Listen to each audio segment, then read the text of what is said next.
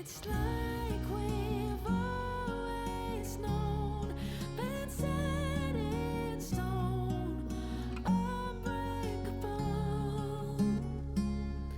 It's like I've always dreamed, true harmony, unmistakable,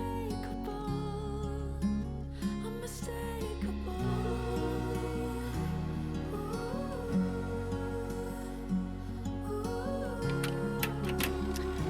Hey girls, welcome back to the House of H.E.R podcast. I'm Holly. I'm Molly, and this is episode 4. So today we are going to be talking about a subject that I know so many of you have requested, and one of the hardest parts actually I think of an abusive relationship, and that is trauma bonding and leaving the relationship. So we're just going to do a little trigger warning. In this episode we speak about themes of trauma, mental health and abuse. If these topics feel too raw right now, it's okay to pause, step away or come back when you're ready. Thank you. So now Mal has done the trigger warning, we just want to also say any feedback from the episode we would love to hear. Any messages of your own situations, please feel free to share. If we can help in any way, of course we will do. But people, all of you guys, everyone's got their own experiences and may have some advice that we can share, that we can give to people. It's going to be different for everyone, so... Yeah. So we just want to start off by saying that, and then let's get into it. So this was actually a really important one for Holly. Holly really wanted to speak about this. I think for me, I have suffered extremely badly with trauma bonding. And like we have said before, everyone's experiences are completely different. You may come out of a relationship and not have the trauma bond, and that doesn't make your scenario, your situation, your abuse any less valid, but people do react differently. And I think trauma bond for me was probably the part of the relationship that confused me the most when I tried to leave. And it's something that is so important, so close to my heart, and something that I really wanted to Raise awareness on, because I feel like this is the biggest part. This is where I feel like with the abuse, the outside audience, friends, family, the people around you, they really don't get it. And actually, aside from them, you don't get it. And I think that's the most important bit, is I just had no idea what I thought. I was off my head. You thought you must like it. That's what you said in the last one. Yeah, I thought I liked it because I could not understand. You thought you wanted it. Yeah, because that is what was told to me, and he told me. And you blamed yourself. Yeah. So my experience with trauma bonding, obviously on my last episode, sharing my story, I spoke about, our relationship came to an end in the July. My son Jensen walked through the door and I left. Well, I didn't leave. He packed his bags and I told him he was never ever coming back again. And at that point, I was so strong and felt like actually I was so caught up in what was going on and how I felt that I don't think anything had started to unravel for me yet. I actually stopped talking to him and cut it off really quite easily, which is really weird. But I just felt like at that point in our relationship, You was done. I was done. And for me, there was no looking back at the beginning. And as time went by, I started to really miss him and couldn't really understand at the time why. He didn't leave me alone, to be honest, for the first sort of month or so. And I was almost calming him down, and, he would ring me beside himself, and I was comforting him and saying to him, you're going to be okay. And one thing that stuck with me was he could not understand. So basically when we split up, I went completely cold. I felt like was that I had done so much crying in that relationship and so much hurt. And I think at this point I had started to think, I cannot live my life like this. I cannot be in this relationship. That when that last thing happened, something snapped inside me. Yeah, I just felt like I was done. But what had started to happen was obviously he wouldn't leave me alone. He was still watching everything I do. He made that known to you as well. Oh my God, yeah. Like, Even when you blocked him, he would move to email. yeah, and he had fake social media accounts on me. He wanted me to know that he was following me because he wanted me to be scared on what I was posting. He wanted me to be worried about following anyone back. He wanted me to be scared about anyone liking. Under his control. Yeah, completely still under his control. Can I interject? What I think happened, I think with every single person, my nan told me this from a young age as well, and I've experienced it so much in life. Everyone has. My stepmom was telling me about this the other day as well, but I can't remember. I think she called it a level of tolerance or... Yeah, and everyone has it. Yeah, there's a certain amount, and I've had this in life so many times in previous relationships as well that weren't abusive. You have a certain amount of crap you can take from someone, and it can be the smallest thing that tips you over, but once you're over it, you're done. I think that's what happened with you. You reached your level and you're just done. And I think that what happened in the month that followed was that he was obviously harassing you and you couldn't get away from him because he was making it so known to you that he was watching you and he was still there. But I also think that the effects of what he did to you, how he destroyed your confidence, the abuse you'd been through, that the sheer trauma and torture you'd been through for the previous 2 years, I think the effects of that started to set in. Yeah. The low self-esteem, the low feelings, and also you've been in 2 years of high, low, high, low, high, low, and then all of a sudden, it's like being a drug addict and coming off the drug. Yeah. You've come off of it, and it might be a bit of a high at first because there's no low. Then your body and your nervous system is not used to not used to calm. And this is what a trauma bond is. So this is the part that I didn't understand. I genuinely thought I was mad. So when obviously I was okay and I cut him off, he would say to me, "How are you being so cold? Who goes like this?" Every relationship breakup I have had, I've stayed in contact. You meet, you have a conversation. I was trying to say to him, I'm not cold. Like, He was guilt tripping you. but was the manipulation. And then I started to sit back and think, oh my God, like I'm a terrible person. I would lay in bed at night and think, oh my God, all he wants to do is talk to me. All he wants to do is me. All he wants to do is for me to calm him down and reassure him that I'm not going to be with anyone else. And I spent days doing that. Days. I promise you I'm not going to speak to anyone else. I promise you I'm not going to let anyone follow me on Instagram. I promise you I'm not going to do this. I promise you I'm not going to do that.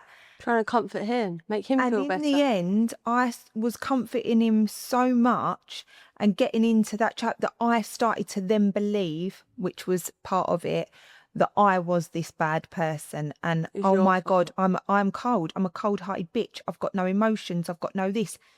And one thing that he always done was he knew one of the things that I think I've struggled with, you know, and if you've got children and you've been in relationships, you may relate to this, but I have had a couple of relationships and I have got 2 children by 2 different dads. And he knew that was my weakness. And what do? They play on your weaknesses And insecurities. and my insecurities. So for him, he would say to me, do you really want to start from scratch again? Do you really want to have another man around your children? And obviously on the phone to him, I'm like, but I just want to be happy. I just want to be happy. But subconsciously, He's worked his way in. Yeah, that then starts to sink in, and you do. And I would lay in bed of a night time thinking all these things. And like with anything in life, it's a bit like childbirth. For as soon as you have the baby, you're like, I am never doing that again. And months and years go past and you forget the pain and you remember the happiness and you remember the good things. And it is exactly the same with a toxic relationship. As time went by, he wasn't being nasty anymore. He's being very manipulative, which I didn't realise at the time. But it was the soft, the gentle side, the emotional side. And I'm a nice person, you know. The part that you fell in love with as well. Yeah. And I'm a good I hate to see anyone cry. Even someone who's done me so wrong. I take on that emotion. I hate it.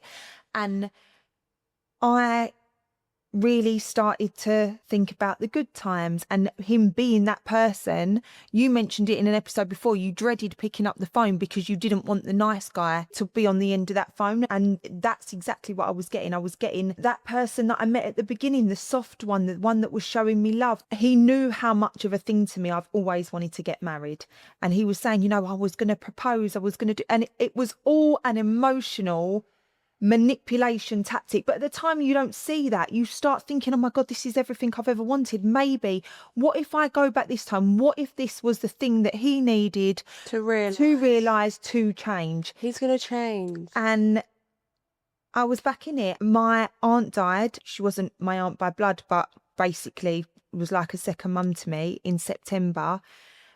And that was it. I reached out to him. It wasn't even him reaching out to me. I reached out to him because at the time I didn't understand what the trauma bond was. Now, a trauma bond is exactly what Mollie said. Your body, when you are in a toxic, abusive relationship, produces the same chemicals and hormones that someone in an addictive, drug addict, gambling, whatever it is, your body releases the same chemicals and you miss the highs and the lows. And it's like when someone who is a alcoholic, they don't think about the hangover, they think about getting that high, which is drinking the drink, taking the drug, anything that is going to give them that endorphin. And I think as well, once you lost your aunt, you were back on the low, and your body and brain has now been hardwired for 2 years that he gives you the high. Yeah.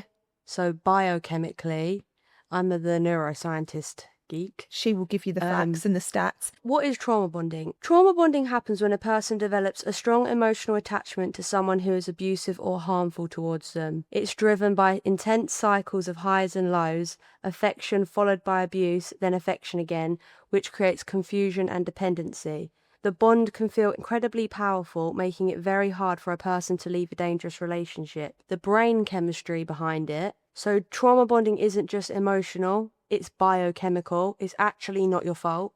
It is biochemical. So after an abusive incident, the brain craves relief and connection. And when the abuser provides affection again, the brain releases dopamine, which is the feel-good chemical. So cortisol, the stress hormone, spikes during fear or conflict, then drops when the abuser is kind again, making the brain associate relief with the abuser. This chemical roller coaster can become addictive, reinforcing the bond. Why it's so confusing. So people often wonder, why don't they just leave? Which is what we both have had. But trauma bonding can deeply affect judgment and self-esteem. The victim may hold on to memories of the good times and believe that they can get the loving side of the person back. Abusers often isolate victims from friends and family, making the bond even stronger because the abuser becomes the centre of the victim's world. For me, that was just such everything there. And that is something that I had to learn through therapy, because when I first started therapy, I was like, I am crazy. And like I've said in the previous episode, as much as he was abusive, he was the most affectionate person I've ever had, ever. And he was the one that would tear me down so low, but the only one who could build me back up. Which is exactly what that just said. Yeah, and that was 100% it. So when I was just devastated with the loss of Lisa, he was all I wanted. I have the most amazing family. I have the most amazing friends.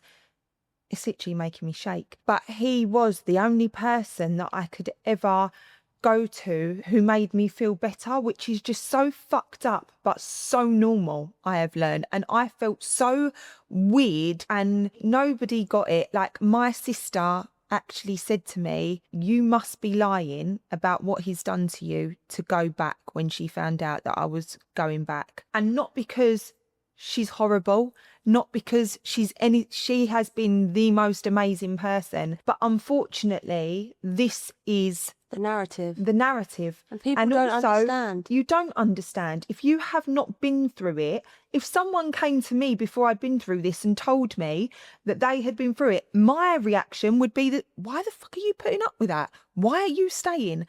But it is biochemicals in our body. We cannot control it. We are now addicted. and hooked, and we cannot control that, and it is so normal. It's not a choice, it's actually science. Yeah, and I went back into the relationship, I got my fix, and as soon as I was back in it, through behaviour, because they don't change, I remember him saying to me, this is why I punch your fucking head in. Once I'd gone back, and after the 6 weeks of him playing Mr. Nice Guy, and, you know, by this point, I am now back in it, but my energy around him is, I can't tell you. I would get in a car and I would literally be like this because I was so scared still to be silent in the car. I was so scared that anything was going to happen. He would snap. And he was putting on this show and he was putting on this act and it was all great, but I was now the lunatic. And this was the narrative that he started playing, because my level of tolerance at this point as well, and I was so on edge and so cautious of anything he said that it was going to go back to being abusive, that I was on edge and on my last nerve every single time. So then I started to become the bad one. I would be the one that was causing the arguments. And I remember I said something once, and every time he started to question me over something, which may have been a normal question that any boyfriend would ask in a relationship. You're waiting for the... But I was waiting for the abuse. So I'd go on defence, and I then became the bad one. And I remember him saying to me, this is why I punch your fucking head in. And I just thought, what am I doing? I cannot do this anymore. My life, and what Mo was talking about, the brain chemistry and stuff. When I tell you, I could not think. My brain, I was so in fight or flight, I couldn't remember anything. I couldn't think. I remember him coming to my house, and I was sat there. At this point, I had really bad vertigo. If you follow me, you'll remember, which they kept telling me was stress. And I didn't believe that stress could make me feel like that. But it was the trauma was that starting bad? To come out of my body. That was the cortisol.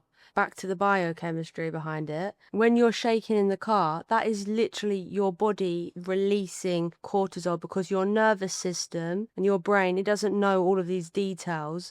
It just knows that when you're with this man in the car, he's programmed these fears into you for 2 years. So naturally, it's like having a fear of heights. Yeah. Once you get into a lift, you're shaking. Oh, and I was scared of everything. Yeah. I was literally scared of everything. The reason you were scared in those places and scared of everything was because he had made those things and experiences and places scary places. It's like if every time you walked through a certain hallway, someone came and punched you in the face, you'd be frightened to walk through the hallway. He has programmed you to feel fear in those environments, and that's why that is literally biochemical. Yeah. It's not a conscious choice. And he literally made me feel like I was so mad. I remember him coming to my house and I was sitting there and staring. I was literally rocking, staring at the wall, and he was trying to talk to me and I couldn't even get the words. I literally felt like my brain was shutting down. Like I genuinely felt like my brain had shut down, because he was talking to me and I was sitting there. I didn't even have it in me to argue back. I was literally just like this, and he sat there and was like, what's happening to you? I'm so worried about you. I think we need to get you some help. And I was going to the hospital for my vertigo. And he was like, no, something's really not right with you. Look at you. We need to get you help. And I was losing my mind. Like I genuinely, that term losing your mind, I couldn't think. So it's funny that you were rocking as well, because I've covered this in therapy before. Good old Ange. Good old Angela. But she said to me before, like, if you had a baby and it was crying, what would you do to soothe it? You rock it, you pat its back, and a baby has the same nervous system as an adult. Our nervous systems don't change as we grow. So the same way you would comfort a baby, like no one ever came up to you and said, you rock a baby when it cries. As cavemen, we need to do that. You were in a state of, what I'm hearing here is literally like someone who has been in a torture chamber, or your brain's shutting down to protect you because of the trauma you've experienced previously. That's when they say if you've been through traumatic situations, your brain forgets since it does anything to protect you. Yeah. That's why I think your brain's shutting down, and the rocking is really interesting. Like one of the biggest things that I want to explain from this situation is, as much as I was trauma bonded and, you know, he put me through hell and I went back and I couldn't understand, the maddest thing about going back, and even to this day, and I'll be completely honest, is I still miss him. Yeah. I still miss him. I miss the person that I fell in love with. I don't miss the abuse, obviously, but my body has anyone's body. You get used to the highs and lows. And It takes years, doesn't it? all I begged for, all I wanted the whole time in that relationship was peace. And I got peace, and it was the hardest fucking thing I've ever had to deal with. I couldn't sit on my sofa for months. I couldn't sit down. I think only now, I would say in probably the last couple of weeks, maybe the last month, have I really truly known how to start relaxing. My body was so used to the highs and lows of the relationship that actually getting the peace was so fucking hard to deal with. I can't tell you. But to this day, I miss him. I miss the good parts. I miss what I believed was going to be my happy ever after. And I'm sad. Like when I was in the relationship, you know, all I wanted, all that kept me there, to be honest, for so long was, and I said it in the previous episode, I believed that the person he was at the beginning, I'd made him that monster and he was going to go and meet someone else. And I so didn't want someone to have that side of him. And I believed I'd made him all the bad things. And that's why I stayed for a long time as well, because I was convinced that someone was going to go and get this person and have everything that I ever wanted. And I was just going to be left because no one wants me because you turn people into a monster. I don't know if you miss him or if you miss what you thought. I don't think you necessarily miss him as a person. I think you miss what that relationship gave you, which was the promise and idea of having someone in your life that cherished and worshipped you the way that he did at the start. And those, I think you miss having those good parts in a relationship from someone. I miss what I thought it was going to be. Yeah. You know, when I say I miss him, I despise him, obviously, for what he's done to me. And I will never, ever, until my very last breath, forgive him. I hope at some point I can make peace with the situation. I don't know. I don't think you I should don't ever think forgive I ever will. I never will. Despise him for everything he's done. But I miss, and this is what a trauma bond is I miss the idea of what I thought it was going to be. And there were good parts, and you hold on to that. They were never good, really. They were a fake good. They were a love bomb. They were the parts of the relationship that kept me there, because if these men were assholes from day one, You wouldn't be with them. you wouldn't be with them. They have to put on this act. They have to give you something to come back to. They have to, if he was just this horrible person who beat me every time we had an argument, broke my bones and done all these terrible things and never gave me any love or affection, that's easy to walk away from. Yeah. I think that with narcissists and abusers, that's their whole gameplay. I think they come into your life, they sit, they listen, they mirror you. All of the things you crave, your insecurities, your weaknesses, What you want. They hear that, and you've never had it, and they give it to you. They mimic it. And so that's why when you meet someone like that, you think you've met your soulmate. And that really annoys me as well, because everyone says, when you know, you know. No, you don't. Because I thought I knew. I thought I was going to marry my ex-boyfriend. I thought I'd met my soulmate 100%. And they say, when you know, you know. I think when you're I thought I've known 7 times. I know, but I think that's another red flag. I think if you think you know, you might be soulmate, or might be getting yourself into some hot water here, and I don't think there's any awareness around that. Even for me, with my first date with my ex-boyfriend, we sat in the restaurant for like 4 or 5 hours, and I literally gave him a play-by-play. Like, we sat there and I was like, hello, my name's Mollie. Here is everything I've ever wanted, because we're ADHD, so we're literally magnets.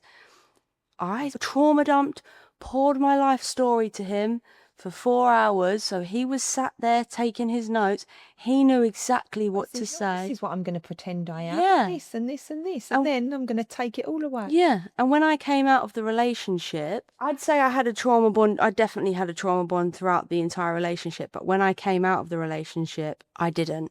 So I didn't have a trauma bond when I came out of the relationship, but I think it's because of the way that it ended. But one thing I really said to my therapist, and still feel, which is so confusing, I said to her so many times, I have no idea who he is. Like, that's what's so scary to me. I couldn't tell you one thing about him as a person.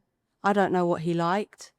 I don't know him. Like, I don't know what he sounds like. I have actually completely, my brain's done the opposite and erased him. And I don't know I don't know what it was like as a person. I can remember what people used to say about him or what I used to say about him. But for me, it's like this imaginary figure, and I have disconnected and disassociated so much that I genuinely don't know. I was with this person for 2 years every day. Yeah. I have no idea what he was.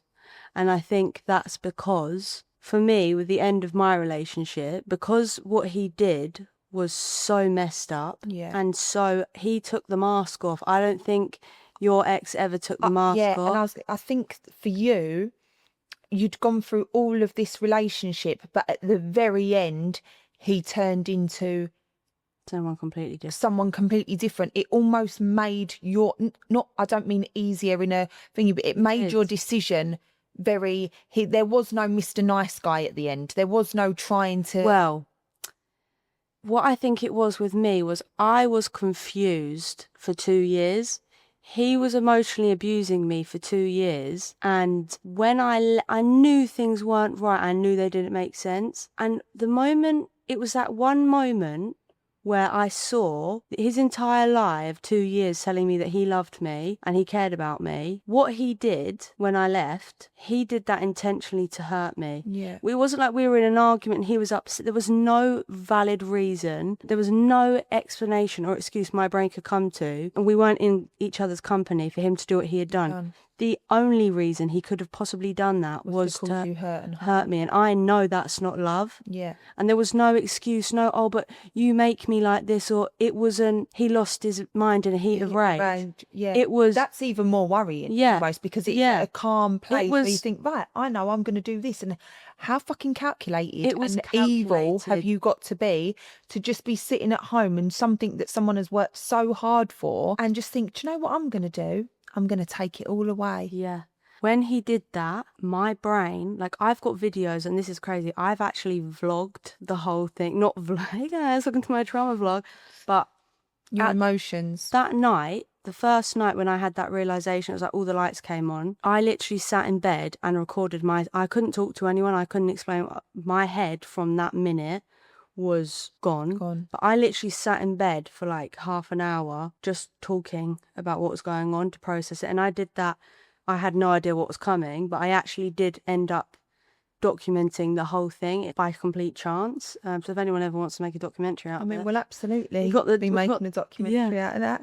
So yeah, for me, the trauma bond, when I was in the relationship, yes, that's why I went back. I went back a lot of times. And I know when I'm reading what a trauma bond is, I know that's exactly what I felt because he was my whole world. Yeah. I would have given up anything for him. Like I did. I gave up everything for him. I did anything to please him.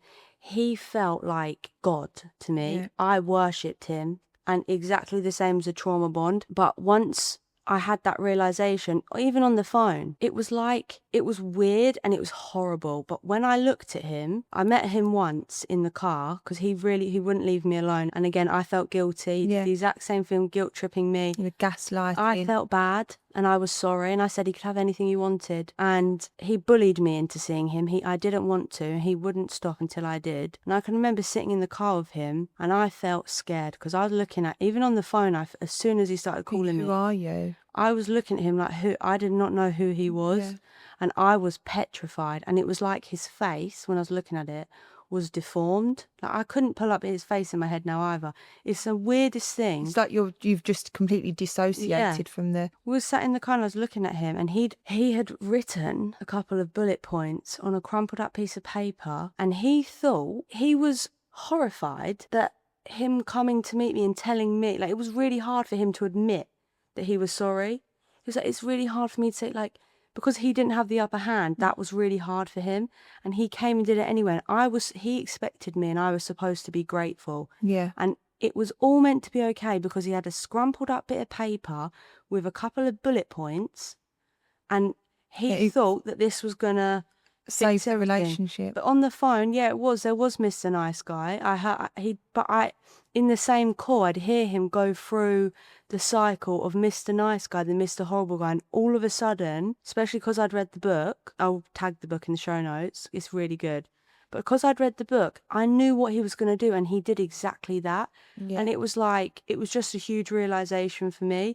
But I think for me with the breakup, I never went through a breakup. I went through absolute trauma and I was petrified, but it was as if he was a monster. I thought he was in my house, like he was everywhere, and I just wanted to get away from him. But the only time I ever missed him, I can remember being on holiday. I had to actually leave the country. It got so bad. And I was on holiday with my grandparents where their place is in Spain. And I walked past somewhere I'd been with him before. And I remember one split second thinking, I sat there with him, and then within a minute it was gone, and I never ever missed him. I've had tiny glimmers of it very recently actually, so I don't think my brain actually could process it. I also think that what he did to me was so out of order, and way he got into my family, and I couldn't go home for weeks. He went in my house. He convinced my mum to let him go to my house. He went all through my room and called me to let me know after. Like, he wasn't just going for me. He was trying to turn my mum against me, my family, and no one understood. And this is the same thing of like victim blaming. I couldn't explain to people what he was doing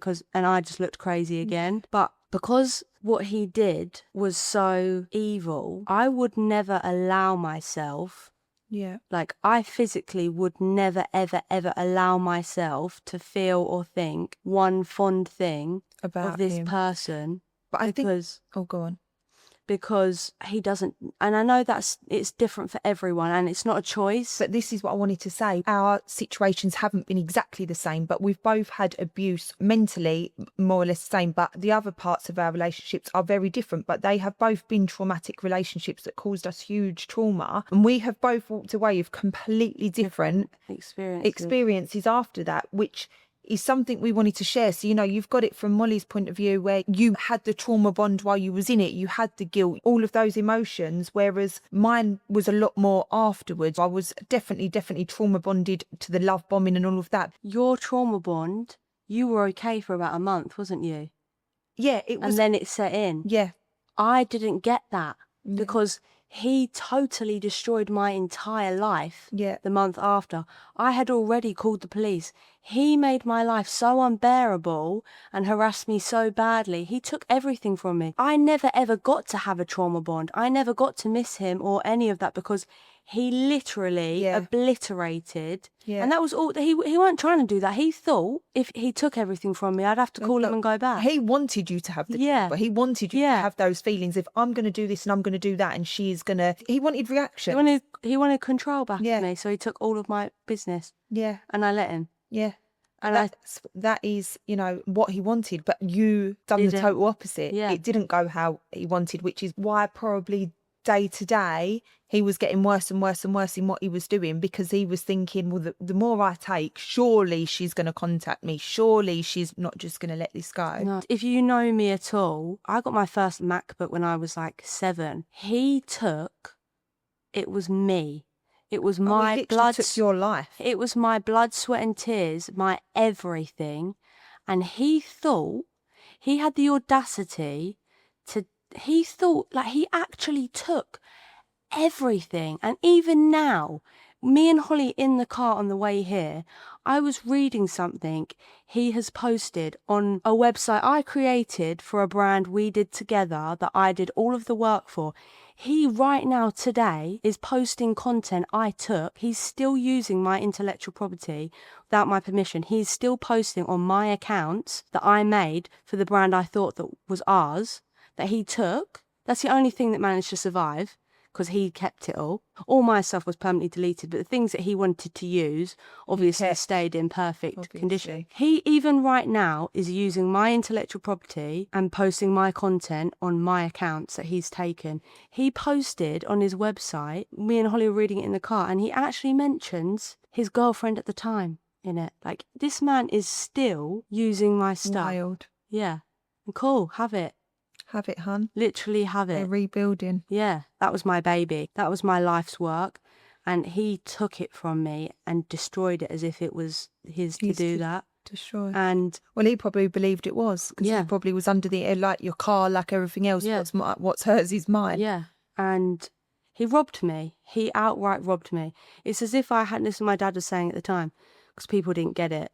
And my dad did. My dad said if she had a shop and he'd gone in there and burgled and ransacked the whole thing, you'd call the police. He was doing it every day for 6 days. He was repeatedly ransacking my shop. Took my whole home, everything. My car, he took everything. So that for me is like bridge burn.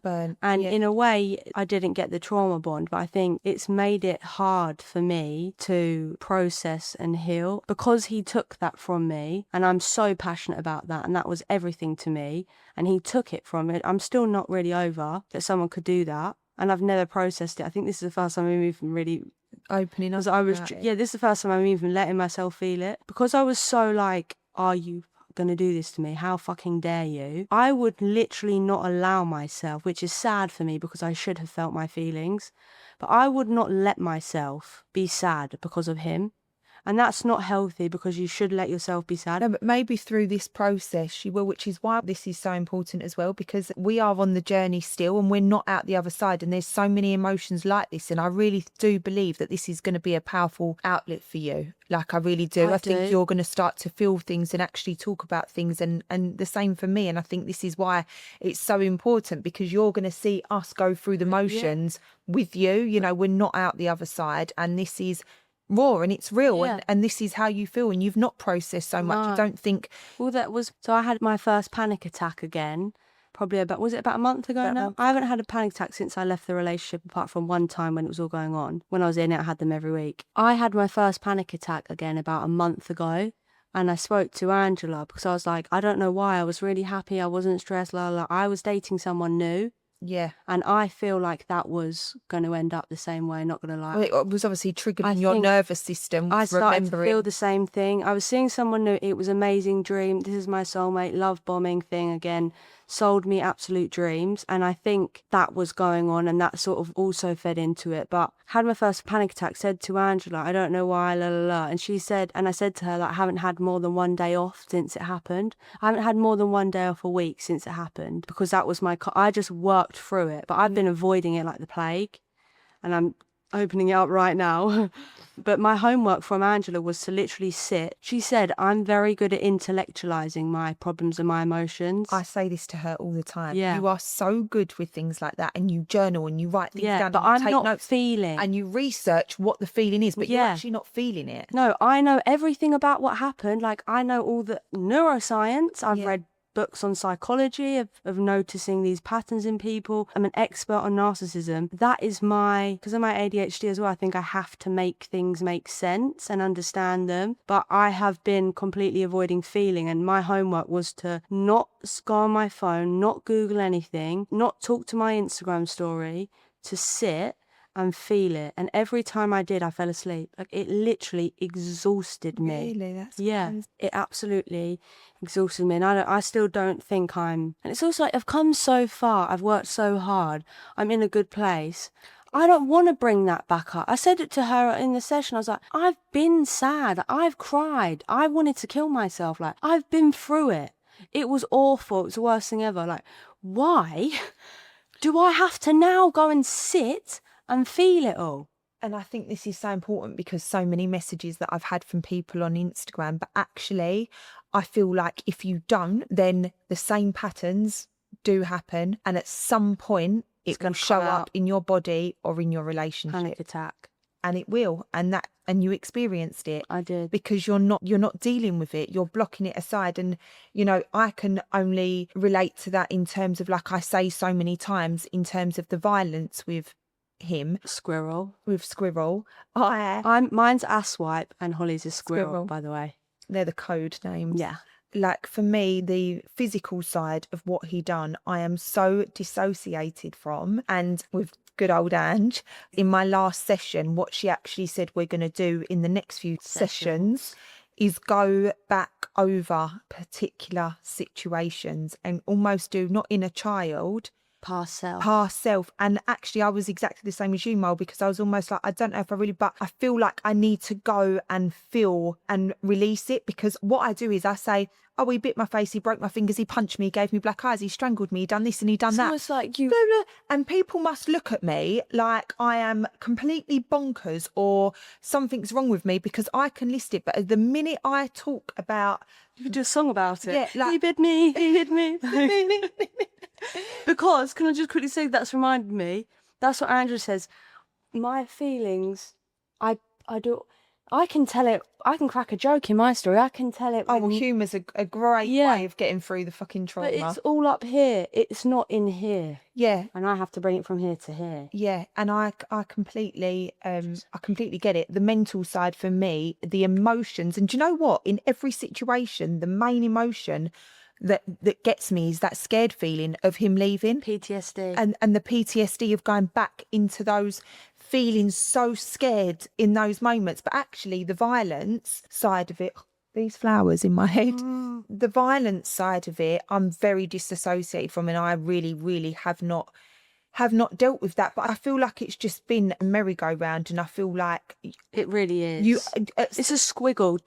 Healing is not a straight line. I've said before, one minute you feel like you're so much better and I feel like I'm coping, and it takes one little thing and I feel like I'm back in that situation again and I've taken 10 steps back, and it's so hard. I feel that a lot, and I think it's because it's what I want the situation to be. I painted this narrative in my head of like, okay, you're going to take everything. Even at the time when it was happening, I was literally, as he was destroying my life and I was watching him take it and I'm in the depths of hell, living my complete worst nightmare, I can remember going, accept and let go. And okay, because I so desperately did not want it to be like that and that to be happening or that to ruin things for me, I will be like, cool, okay, we're going to do this, we're going to do that. And then I've told myself this story in my head of, I'm not going to let this get me down. I'm going to rebuild and do all of this stuff. And then, like what you said, you have one good day. As soon as I have a minute where I feel a bit better, that's the ADHD in me as well. I'm like, fantastic, I'm healed. And I believe it as well. Before that session with Andrew as well, if you said to me, do I avoid my feelings or do I process them? I would never ever say to you, I don't feel my feelings. I would have thought that I'm the best feeling processor ever. Like since I was a child, if anything ever upsets me, I have to talk about my feelings until they don't exist anymore. I would never resonate with being someone who puts things in a box. Like it's never been me. I've always, I want the box to be open. Anyone wants to come in the box, they can. Yeah. I'm like, this is how I'm feeling. Like I love connecting with people through my emotions. I am an open book. I really am. And when she said to me that I was intellectualizing it, I had no idea I was. And I think that's a really big thing as well. You don't know even that you're doing that. You think, you create these narratives, and this is one of the biggest things I've learned through therapy. You lie to yourself, everyone does. I've sat in therapy before and read her an argument with a friend, and I can remember myself skipping some of the things I said because you've got this narrative in your head that you're telling yourself without even knowing or being aware of that makes things comfortable for you to navigate. So when I'm reading it back to Angela, who I've told every bad thing I've ever done, I'm not ashamed of myself in there at all. I'm not lying to her, I'm lying to myself. It's the lie I'm telling myself to get through that. And I think that's a really big thing. And after I did it, I said to the next session, I said, I lied to you. I missed out messages I'd read because I didn't want to look bad. It was nothing to do with her. It was to myself. I wanted to feel good about the situation. She was like, wow, that's very self-aware for you to notice. And I've catch myself doing it all the time. But I think that's a huge thing and such an amazing point, because I think accountability in these situations. Now, let me just make it very clear before I go on. We are not to blame for abuse in any way, shape or form. The accountability has to come from, and this is where I think you know, internalizing your feelings and me and everybody and doing the healing journey is at some point in our lives, we have got to a point, and for me, I know it's past relationships, where your self-worth, what you feel about yourself, what you think you deserve, that's what we need to take accountability for, because that part is what lands us in relationships with complete arseholes there's going to be about, there's not enough bad words in the dictionary again. Not because we deserve it, but we at some point have got to a place where we haven't healed from something. We haven't internalized those feelings. And that is the bit that we need to take accountability for. And that accountability starts now. And one little sentence, you are not responsible for what happened to you, but you are responsible for how you heal from it. And this is exactly the point, is we cannot change what has happened to us, what we are going through now, what we have been through. And what's going to happen to us tomorrow. But what we can do is heal so that we recognise in ourselves, because what you are allowing from other people is because you feel that you are not good enough for better. You deserve that. That you deserve that. And let me tell you now, you don't. And I have learnt this, and I am learning this. We've got a long way to go. But like Mole said, we can't control what has happened. We can't go back and change it, but what we can change and what we can control is what we accept going forward. You can't control what other people do to you, but you can control how you respond to it. But also, the only love we truly need in this world is self-love. That comes before anything. And if we don't have that, and I have learnt this, Mic drop. I have learnt this, if we do not love ourselves, and I have never truly loved myself, I've never actually truly believed that I am worthy of seeing these relationships. I know in myself what I believe I'm worth, and I've always told myself I've got 2 children by 2 dads. Who's going to want me? Because that is what I've been told the majority of my life. Just So society. yeah, and I ended up being in a relationship where I accepted the bare minimum and ended up in a very, very abusive relationship and allowed someone to treat me in a way because I felt like I deserved it and I didn't love myself. If we don't do the healing, I could have gone back to the same cycle. And one really, really important thing I would say to you is if nothing changes, nothing changes. And after this relationship, for me, it was like what I spoke about before. The house. Of the house. The stones can be thrown and thrown and thrown, and it takes that last one that shatters and the building falls down. And I feel like my last relationship was that for me, and I'm so glad it happened because I now know what I will accept. You know, you're starting to know what you're worth. I'm starting to know what I'm worth, but if that hadn't have happened, I could quite easily have come out of that relationship, do what I always do, go back on Instagram, gone and spoke to the first boy that DM'd me, gone on a million dates. We can all do that. Could have gone and turned to drink and drugs to numb the pain and do all of that. Drink, drugs and rock and roll. But you know, that's the cycle, is you go out, you drink, you stay at a house party, you do this, you do that. And I could have gone back to that cycle, which is looking for love in the wrong places. Yes. And actually this time I stopped drinking for 6 months. You chose a hard route. I didn't go out. I started a healing journey that I thought, like I've said, was going to be rainbows and butterflies and pretty journals and bubble baths. And actually it was almost pushed me to the brink of suicide. And it was awful, but I have done so much work on myself. And that is the bit that we can control coming out of these relationships. They will never change. Girls. Oh, please, because I've got girls. I've actually had people messaging me. I've had people messaging me saying stuff and then messaging me a few days later like, oh, he's changed. They never change. She had a DM and it was someone, I'm waiting for him to go back to the person he was. That person he wasn't real. It was fake. He was never that person. What he was putting on a mask and acting. Love never ever hurt. Love doesn't hurt you. That is not love. Yeah, he will never change. No matter, he can tell you, he can buy you flowers, he can do whatever he wants. He'll never fucking change. If he's been abusive, if he's hit you, if he's been physically, digitally, mentally, financially, emotionally, whatever way, he will never, ever, ever change. Let me make that very clear. And you will feel like you miss them. You will feel like you love them. You will not want to let go. You will want to go back. You will want to hold on to the person she was at the very beginning of your relationship. It's never going back there. And as horrible as that is to hear, it's the truth. It's the truth. And you need to focus on you. Leaving is not easy. You are going to want to go back. Like our little neuroscientist has told us, it is chemically embedded in you now to want that person. And that is normal. You have not lost your mind. You are not lying about what they've done to you.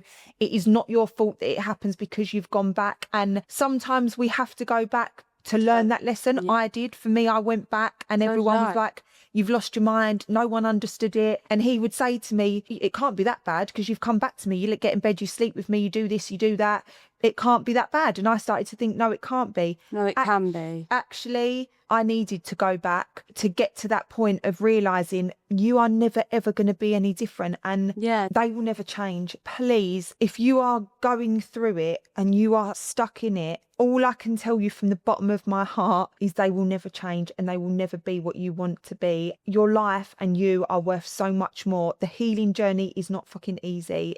But it's so worth it. But it is so worth it. And you have us. We will do everything we can. Your family, your friends, you have to start telling people. You have to, because once you open that up, that for me was such a huge thing. It got to the point where I was suicidal and my sister had to tell my mum and dad. And I felt embarrassed and ashamed. I didn't want my mum and dad to know when I finally decided to leave, because I thought, oh my God, it's more problems. And I didn't want to. And actually, when she did finally tell them what was going on, and you know, the next steps happened with the police, I got the support you needed. got the support I needed, and the weight that came off of me.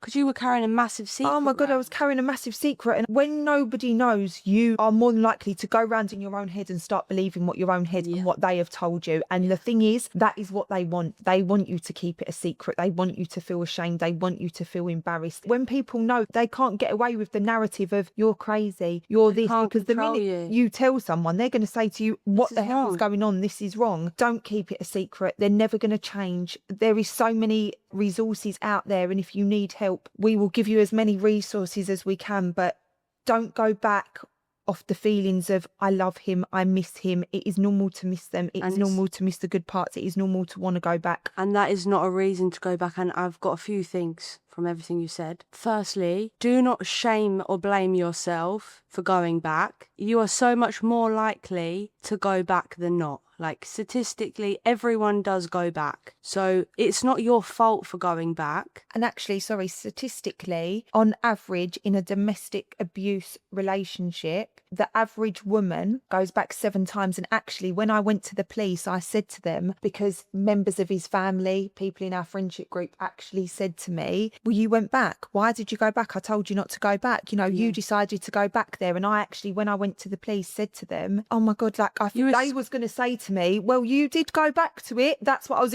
that's in my head what I thought they was going to say. Well, you know, it is really bad, but you did decide to go back. And they looked at me and was like, congratulations. People go back for 15 years. You've gone back a couple of times. The cycle of abuse is exactly what you are going through.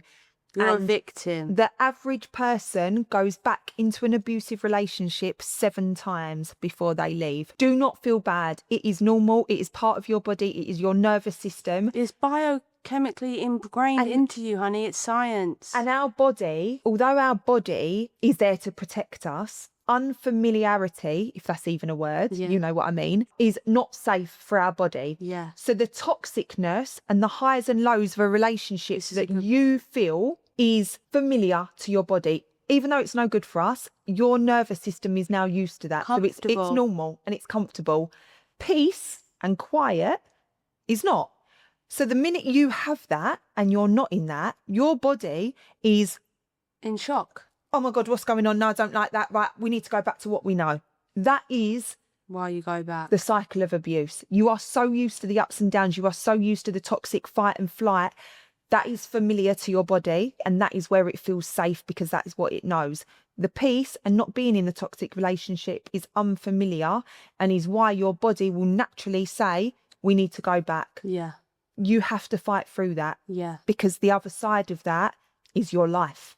And unfortunately, if you are in an abusive relationship, I can categorically tell you you're going to end up dead, as horrible as that is to hear. Even my ex-boyfriend did not physically abuse me. No, but this is what I was going to say. But the next stat is if they're not physical and it's mental, financial, emotional, digital, the next statistic is if they don't kill you, you will kill yourself. And what Yeah. was the stat? I actually really, really believed every day for 6 months, even though he was never physical to me. He lost his mind so badly. I didn't even think he was just going to kill me. Like, my brother and sister had to stop walking to school. I thought he was going to turn up in the middle of the night and kill my whole family because he went that nut. He started calling himself on my platforms and things, Arswipe Little, which is my surname Little. He was calling himself, he was making accounts, calling himself his name with my surname. He was It's Delulu. mental. So basically, every 30 seconds, and I have another point that's still going back from ages ago, what you said as well, that I want to add. Every 30 seconds, a domestic abuse related call is made to the police. Every 30 seconds. 1 in 5 adults experience domestic abuse in their lifetime, 1 in 4 women. Last year, 2.4 million adults were victims. It's the suicide. Every day, almost 30 women attempt suicide as a result of experienced domestic abuse, and every week, 3 women take their own lives as a result. I definitely felt suicidal, and I was so scared if he didn't kill me,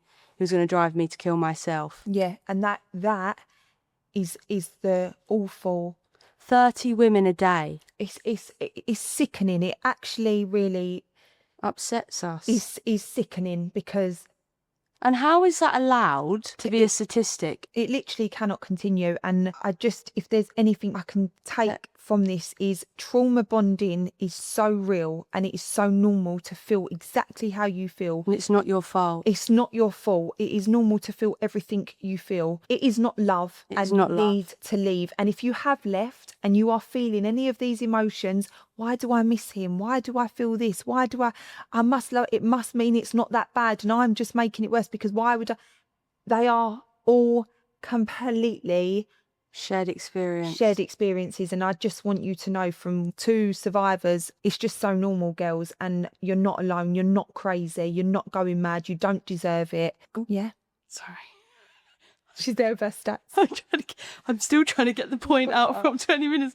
Domestic abuse in the UK has been called a public health emergency. But I also really wanted to add a point onto what you said ages ago when you were speaking about the confidence and the self-worth, how you were saying you didn't feel that you deserved that and you had low self-esteem because you've had 2 children from 2 different dads and everything else. But I had so much information on this. Something that's been really alarming to me my entire life is how much of a shared experience that is. Every woman I speak to, anywhere, even as a little girl at sleepovers, it's the same. We are living in a world that was created by men, and we're living in a society that was created to silence. We have toxic positivity everywhere. We have apathy. You are supposed to be polite, quiet, small.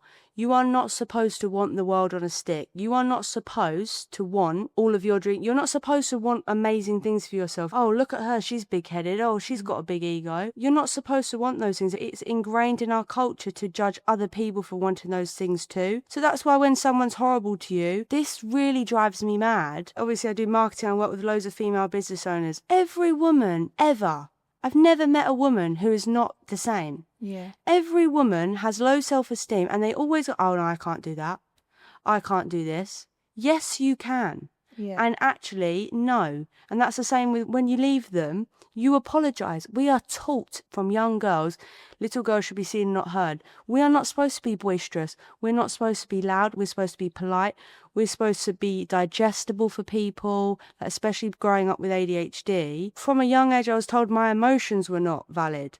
My emotional reactions to things, no, that's not what everyone else thinks. That's the way our world is shaped and built.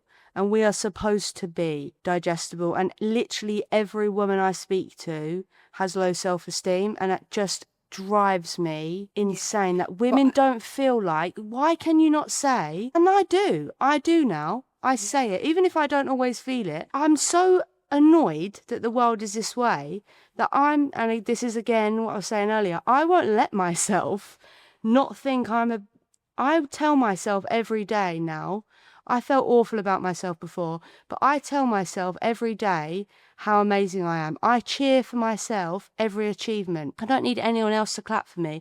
I am stood right behind myself, literally cheering. Like, Yeah. I think I am Beyonce. That is a place that you can get to, but this is where, because it is so common, and when you've been in these abusive relationships, that just gets battered down literally more and more. This is why I think I fall subject to love bombing so much, because for me, when a man comes into my life and tells me I'm the most beautiful girl he's ever seen and la la la la la, as soon as he meets me, is just obsessed with me. Like, my therapist is like, oh, that's a warning sign.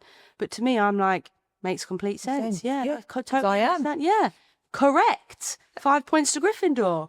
And last thing I wanted to say on that was the reason I really think, like, we can't, our movement and what we're trying to do here, no, we cannot go out and stop men abusing women. No, we can't. But what we can do is empower women that they feel that way about themselves. They want those things for themselves. They have that high self. That's what I was thinking when you were saying. That's why I've been like, because I can't lose the thought, because this is actually another thing to our purpose to add.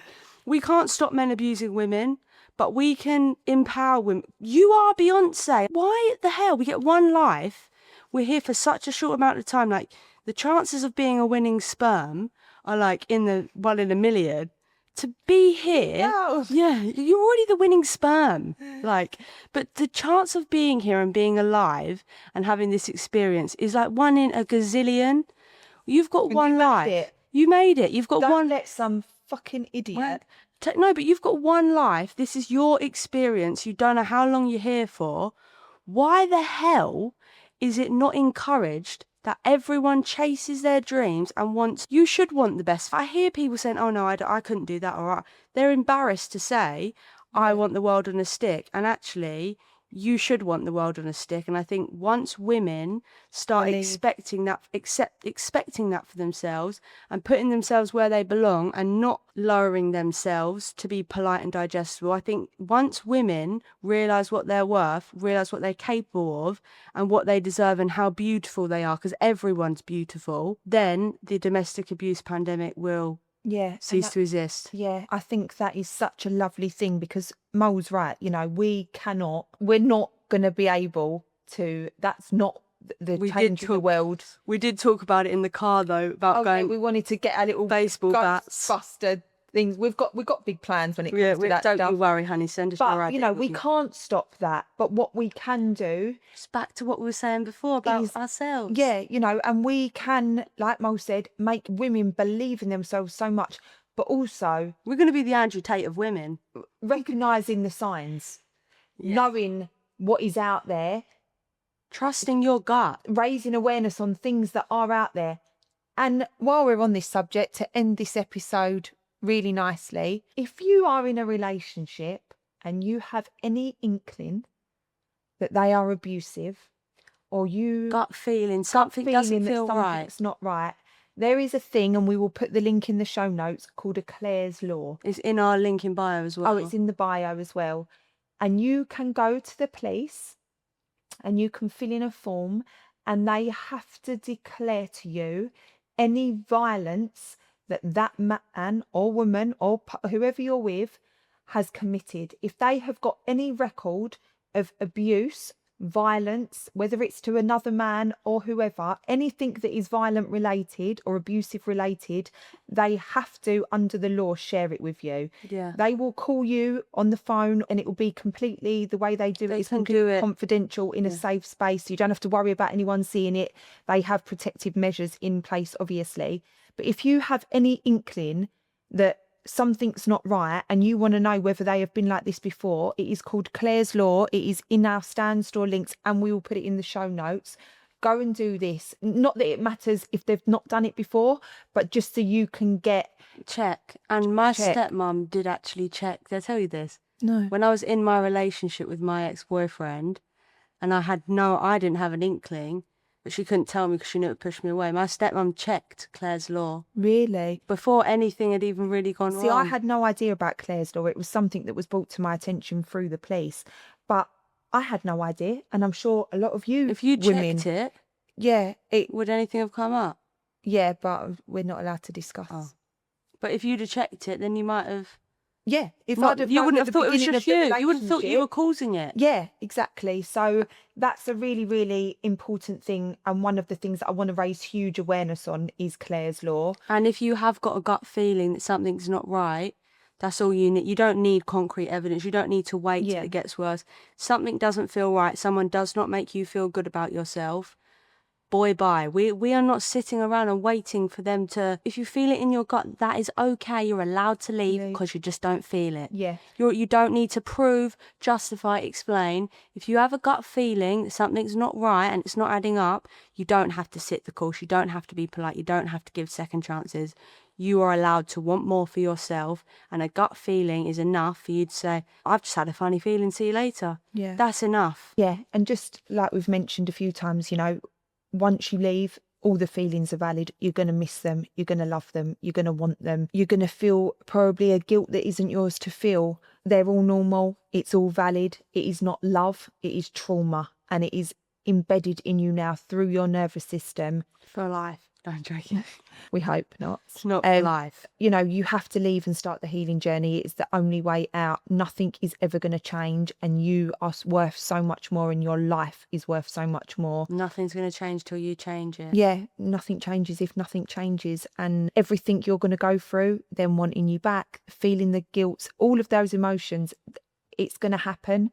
You just have to fight against it. You have to literally starve yourself. It's like starving yourself from drugs and alcohol. If you are an addict, you are addicted to the abuse at this point, and your body is relying on it, and you have to go cold turkey, and you're going to have to take out people that are triggers for you.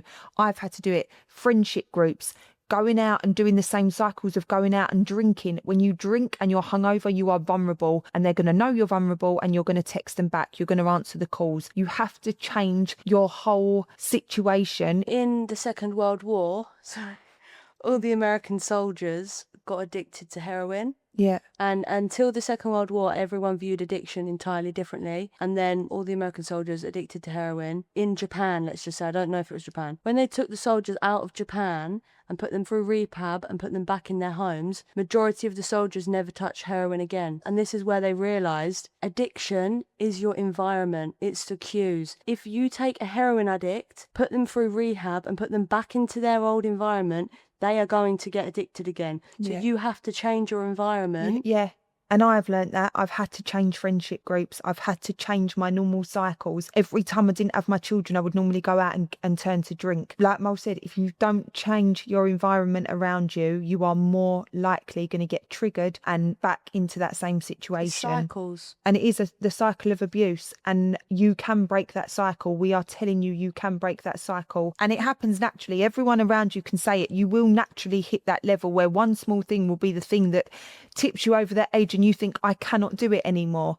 Stay strong with that. You're allowed to want more for yourself. Thank you for listening. We hope this has helped shed some light, not only for people going through it, but we hope if anyone is listening that knows someone who is going through it, how to handle a situation and how to know that this isn't them just enjoying being abused. It's not because they want to be in it. It's not their fault. It's their nervous system. They are now programmed to go back to that, and they're victims. They are victims, and we need to stop shaming victims. Yeah, but that's for another episode. Let's wrap this one up. We're going to put as many notes as we can on trauma bonding. If you would like exclusive access and to become part of the H.E.R healing, you can subscribe. It's a hood.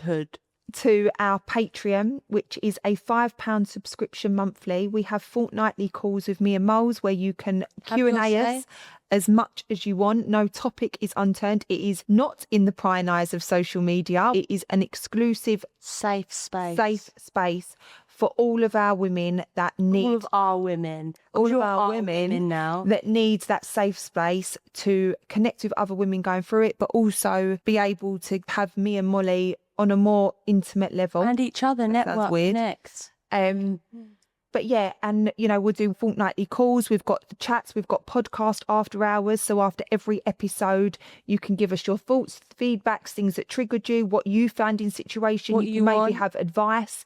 You are going to be the first ones to tell us what you want on the next episodes, guests that you want on the episodes, what you want to hear from us, exclusive episodes. We're going to be doing bonus episodes in there. When we launch tickets for events, etc., you are going to get first access. And you're not going to be on your own. You're going to be able to connect with other women in the same boat as you who get it. Yeah, and we've said this on the previous episode, but there is so many of you out there that feel like you're on your own, feel like you're going through it on your own, and we want to make the community and and friends that get you, who get your feelings, who get the situation, who you can connect with and know that you're not alone. And can support each other. Yeah, absolutely. So if you'd like to see more of us, if you want to go deeper into your healing, empowered, rich season, Patreon is the place to be. It's just making me laugh. If you want us on a more intimate level. On a more intimate level. Deeper. Right. We love you. We'll see you in episode 5. Love you guys. Thank you so much for listening. Bye.